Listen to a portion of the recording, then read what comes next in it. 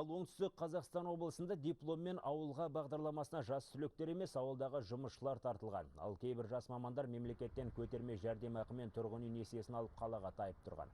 Бағдарламаның орындалуын тексеріп жатқан прокурорлар осындай мәлімдеме жасады. Олардың айтуынша 2011-13 жылдар аралығында облыста 1782 маман бағдарлама шарапатын көрсе, оның 574 ғана дипломын ғана жаңа алғандар екен. Қалғаны бұрыннан сол ауылдарда жұмыс істеп келе жатқан қызметкерлер болып шыққан. Оларды 2013 жылы көтерме ақы және тұрғын үймен қамтамасыз ету мақсатында бюджеттен 633 миллион теңге қаржы бөлінген.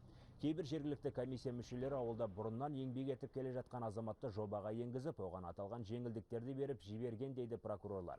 Ал Мақтарал, Сарыағаш, Түлкібас, Қазығұрт, Ордабасы, Сайрам, Созақ және Төле би аудандары бойынша 40-тан астам жас маман 5 жыл еңбек етудің орнына 1-2 жыл жұмыс істеп кетіп қалған. Бақылауды босаңсытқан шенеуніктер мемлекетке үлкен залал келтірді дейді прокурорлар. Бюджет қаржысын төлеген лауазым иелері бұған тиісті ведомстволық бақылау жасап, тиісті шара көрмеген, ол қаражаттарды кері қайтаруға және басқа да келісімшарттарда белгіленген айыппұл шараларын қолданбаған. Осы заңбұзушылықтарға жол берген лауазым иелерінің қатаң тәртіптік жауапкершіліктері қарастырылады.